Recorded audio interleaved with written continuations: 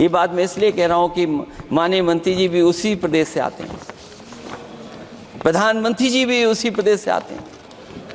दोस्तों, आज हम संसद की एक दिलचस्प घटना पर बात करेंगे जब अखिलेश यादव ने यूपी की बुरे हालात को लेकर सरकार को घेरा और राजनाथ सिंह ने कुछ ऐसा कर दिया जो देखकर हमें तो यही लगा कि ये नॉडिंग का मास्टर क्लास चल रहा है।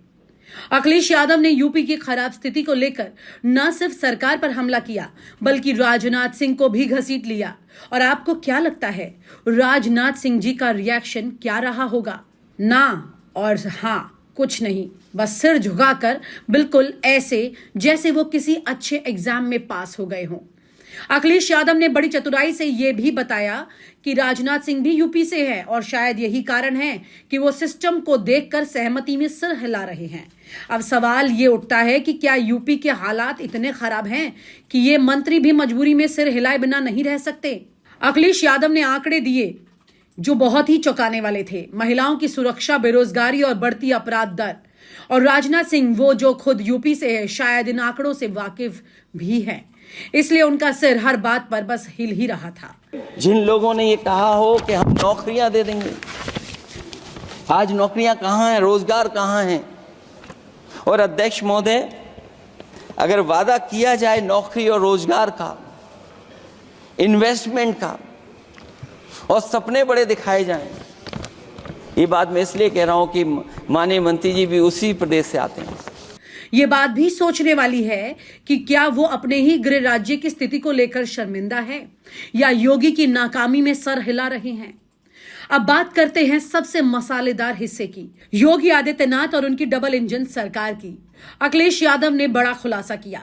योगी जी दिल्ली की तरफ देख रहे हैं और पीएम बनने की राह ख्वाहिश में उलझे हुए हैं जब यूपी में हालात बुरे होते जा रहे हैं। और तो और अखिलेश यादव ने यह भी बताया कि मोदी और अमित शाह के बीच हालात कुछ अच्छे नहीं हैं। इशारों में अखिलेश यादव ये तमाम खुलासे करते चले गए और योगी आदित्यनाथ को उनका सपोर्ट भी नहीं मिल रहा। अब तो बड़ी बात यह दिलचस्प है कि एक तरफ दिल्ली में अंदरूनी दरारें और दूसरी तरफ यूपी की हालत खराब। राजनाथ सिंह शायद इन सब बयानों को इस तरह से सुन रहे थे जैसे वो किसी थिएटर में बैठकर मूवी ही देख रहे हो, कभी नजरें झुकाकर, कभी नॉड करके। बस ऐसा लग रहा था जैसे सरकार ठीक कर रही है, लेकिन अगर ये नहीं कर रही तो मैं ही क्या कर सकता हूं। देखिए, इस सब का जो सबसे दिलचस्प पहलू है वो ये है कि ये नॉडिंग सिर्फ एक नेता का समर्थन नहीं था, बल्कि एक ऐसा इशारा था जो पूरे यूपी की सच्चाई को बेनकाब कर रहा था। ये बताता है कि क्या यूपी की सत्ता के अंदर बैठे लोग इस सच्चाई से वाकिफ हैं कि यहाँ की हालत काफी वाकई में खराब है और कुछ भी नहीं बदला है। तो दोस्तों, अगली बार जब भी आप किसी मंत्री को संसद में नॉड करते हुए देखें तो समझ जाइएगा कि क्या वो सोच रहा होगा। शायद वो यूपी के हालात पर खुलकर बोल नहीं सकता और सिर्फ गर्दन हिला सकता है। ऐसा ही कुछ राजनाथ सिंह ने किया अखिलेश यादव के भाषण के दौरान। जिन लोगों ने ये कहा हो कि हम नौकरियां दे देंगे, आज नौकरियां कहां हैं, रोजगार कहां है? और अध्यक्ष महोदय, अगर वादा किया जाए नौकरी और रोजगार का, इन्वेस्टमेंट का, और सपने बड़े दिखाए जाएं, ये बात मैं इसलिए कह रहा हूं कि माननीय मंत्री जी भी उसी प्रदेश से आते हैं, प्रधानमंत्री जी भी उसी प्रदेश से आते हैं। आज कई मायनों में, कई आंकड़ों में उत्तर प्रदेश पीछे दिखाई दे रहा है, जहां रोजगार के सवाल पर जो सरकारी नौकरियां इसलिए नहीं क्योंकि आरक्षण न देना पड़ जाए, इसे सरकारी नौकरियां नहीं हैं। आए दिन पेपर आउट, पेपर लीक, न केवल पेपर लीक है बल्कि जानबूझ करके पेपर लीक कराया जाता है जिससे कि परीक्षा रद्द की जा सके। और जो अग्निवीर वाला सवाल था वो आज भी वैसा ही का वैसा है। हम लोग अग्निवीर वाली व्यवस्था कभी स्वीकार नहीं कर सकते हैं। जो पहले भर्ती जैसी होती थी अध्यक्ष महोदय, अगर वैसी ही भर्ती होगी तो हमारी सीमाएं और सुरक्षित होंगी, हमारे और नौजवान जाकर के देश की असली पक्की वर्दी पहनने का काम करेंगे। ये अध्यक्ष महोदय कैसी चर्चा संविधान की जो है बिना प्रधान की।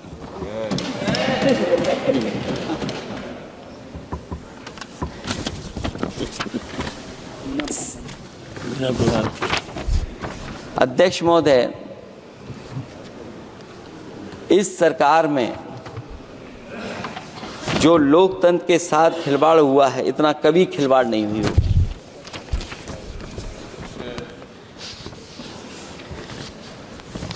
संविधान को परतंत्र बनाकर जो लोग राज करना चाहते हैं, उनके लिए आज़ादी का अमृतकाल सिर्फ एक जुमला है। और अंत में मैं सिर्फ एक ही बात कहना चाहता हूं कि संविधान बचेगा तो न्याय बचेगा, और न्याय बचेगा तभी सबको बराबर मान सम्मान, सबको बराबर मौके मिलेंगे, भेदभाव भी मिटेगा। और भेदभाव का भाव भी इसलिए आज फिर से संविधान को बचाने के लिए एक और करो या मरो आंदोलन की ज़रूरत है। इसलिए अध्यक्ष महोदय, हम आपको भरोसा दिलाते हैं, पिछले चुनाव में भी बहुत सारे सत्ता पक्ष के माननीय लोग ये कहते थे कि हमें इतनी सीटें मिल जाएंगी तो हम संविधान बदल देंगे। अध्यक्ष महोदय, मैं आपके माध्यम से जनता का धन्यवाद देना चाहता हूं